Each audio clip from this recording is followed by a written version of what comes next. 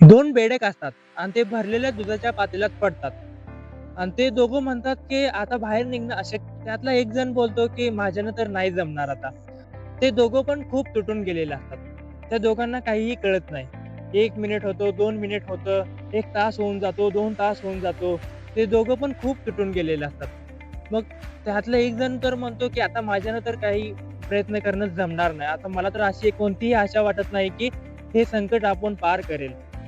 तर दुसरा तर खूप त्याच्यापेक्षा जास्त तुटून गेलेला असतो. पण तो म्हणतो की एकदा प्रयत्न आसन तसं आपण डुबून जाणार आहे. एकदा तर आपण प्रयत्न करून बघूया. तो प्रयत्न करायला लागतो. प्रयत्न करत, करत, करत रात्र पूर्ण निघून जाते. सकाळ होते. सकाळ होती मग सकाळ होता, होता त्या दुधाचं मक्कन बनलेलं असतं. मग तो खुश होतो. तो प्रयत्न करत, करत त्याला आनंद होतो की आपण प्रयत्न करत, करत जिंकून गेलो. तो मक्कनवर उभा राहून तो बाहेर निघतो. ह्याच्यातून सांगण्यासारखे हे आहे की आपलं पण आयुष्य असंच असतं. हारत, हारत, हारत आपण कधी जिंकून जाईल सांगता येत नाही. त्यामुळे प्रयत्न करणं कधी सोडायचं नाही.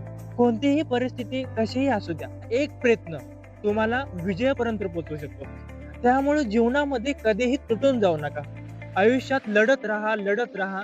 एक दिवस तुम्ही नक्की जिंकणार.